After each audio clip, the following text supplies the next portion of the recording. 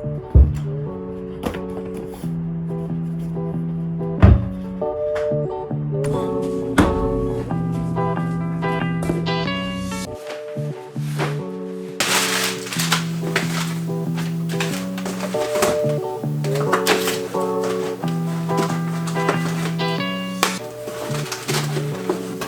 what? I just got myself a new camera! Whoa, look at this beauty, guys. It's so slick, so tiny, and I love the color black. The kit lens is on top of it. I can't wait to shoot vlogs and improve my video quality with this camera. So in this video I want to talk about why I bought Sony A6400 in 2020. But before that, we have to shoot a B-roll, guys, of this slick camera. So go watch the B-roll and we'll come back and talk about it.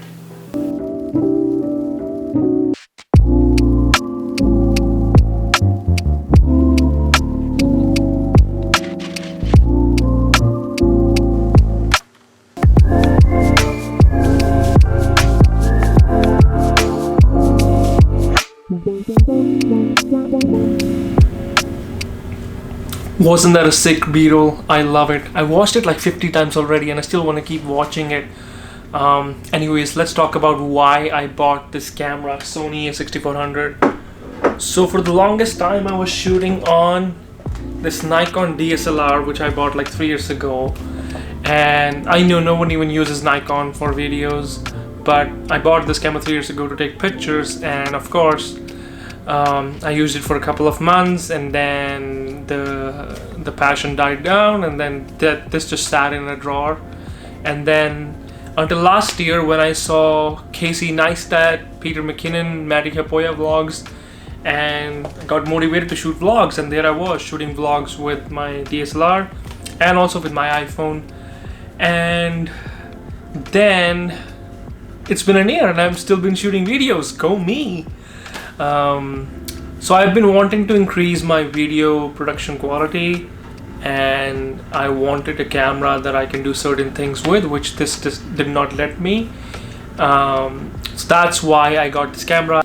So now I want to talk about the exact factors or the reasons that made me buy Sony A6400. And before I do that, I want to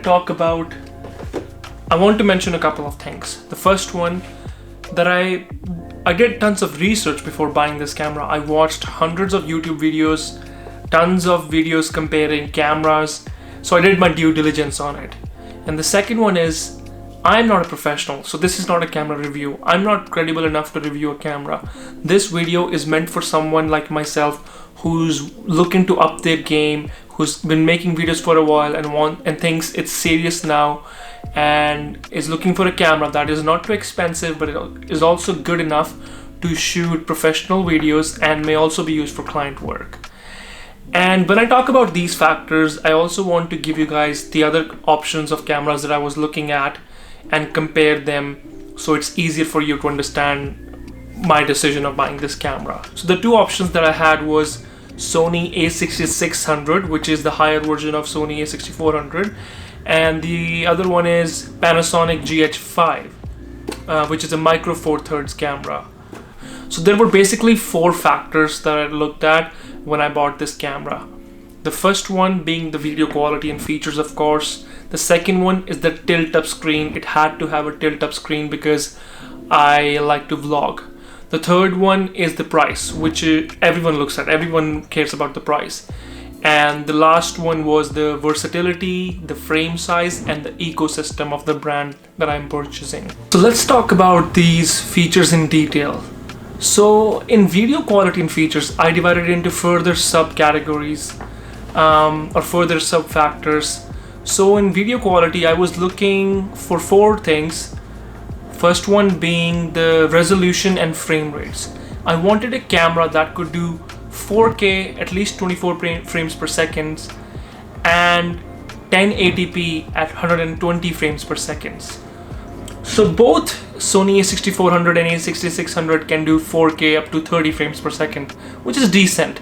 And the good thing about Sony Alpha series cameras is that they are actually 6K footage. They shoot 6K, which is downsampled to 4K. meaning the video quality will be even better than 4K.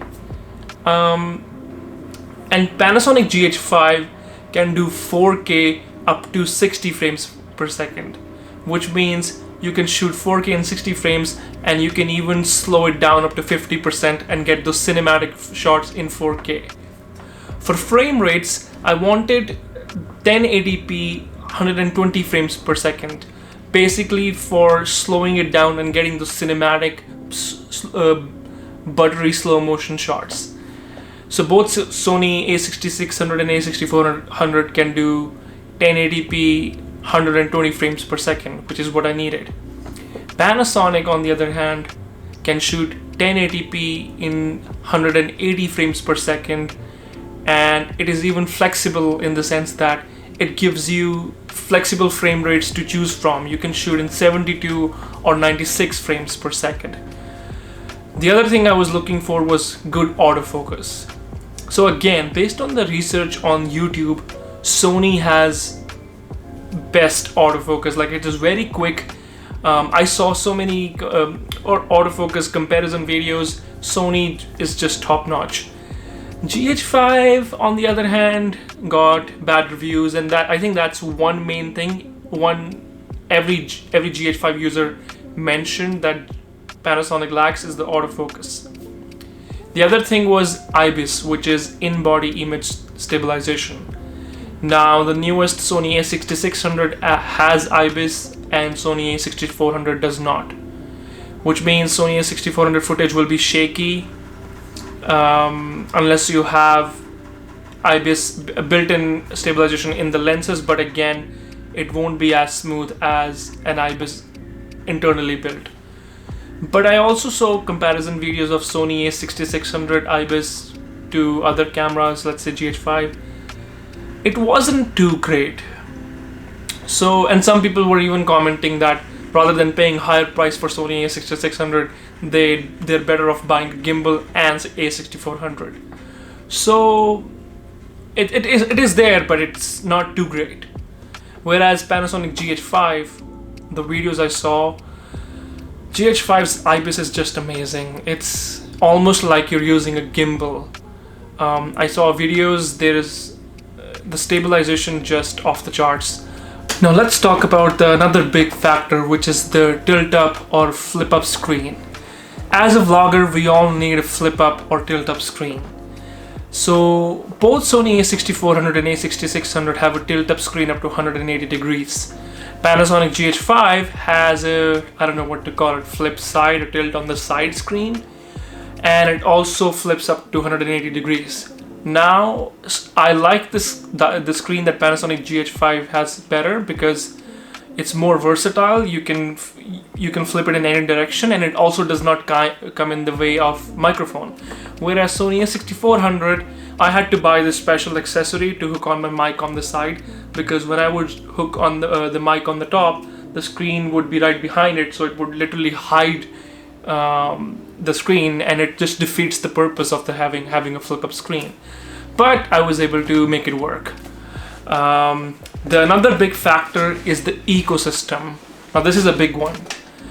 Sony A6600 and A6400 are APS-C cameras. They have an APS-C sensor size, and they both have Sony E mount, which means any lens you buy for Sony A66 or A6400 can also be used for full frame cameras that have Sony E mount, such as Sony A7 III, which is a very popular cameras among YouTubers. Now that's a big plus.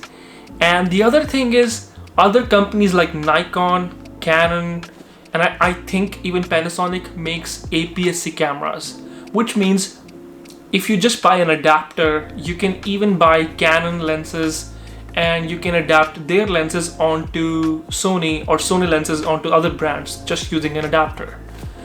Now Panasonic, as I mentioned before, the GH5 is a micro four thirds, which is even a smaller sensor size. And the good thing Panasonic did was they made their own line of lenses for micro four thirds.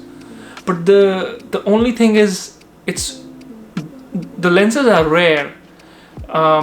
And micro four thirds is also new and rare. Sony doesn't have a micro four third camera as far as I know, which means the lenses you buy for the GH5 are very rare. First of all, very rare to find, and then they are not easily adaptable to the other cameras or other brand cameras. And that is where I took GH5 out of the picture, no matter how much I really liked. Now let's talk about the last and most important factor, price. I'll give you the prices of all three cameras in Canadian dollars just for the camera bodies. A6400 comes in at $1,250, A6600 comes in at $1,899, and GH5 comes in at $1,999. Now I know I already told you that I took out GH5 as an option, but I wanted to say that the other reason for me taking GH5 out as an option was the price. It fell out of my budget. So now let's talk about the Sony A6400 and A6600. Let's talk about what the A6600 has that A6400 does not. A6600 has a bit better picture quality. It has a bigger battery, which is almost twice as much as A6400. It has IBIS and it has eye auto detection. So it does have a better picture quality, but I think Sony A6400 is just fine. When I saw comparison videos, I couldn't really see much of a difference. Bigger battery does matter a lot. It is really helpful, but you can spend extra $50 to $100 and you'll get third-party batteries with a charger. IBIS, I did not think that spending extra $650 on a camera with not even great IBIS is worth it, so I did not think of it as a big pro or a big plus. The eye auto detection, Sony A6400 has face detection, and that's all I care about. So on top of that, Sony A6400 does do 4K 30 frames per second, and it does 1080p at 120 frames per second, and it has the tilt-up screen, and that's 95% of what I needed in a camera. So that is why I bought A6400 camera. And I also recently shot a video with it. I put it on my YouTube and I got great comments, and I got comments like the video quality has improved, and that was a big validation for me buying this camera. So I hope someone watching this video who is in my shoes currently and is looking to up their video game and is looking for a camera to buy, I hope this video was able to help you. So please like, subscribe. It's time to go shoot.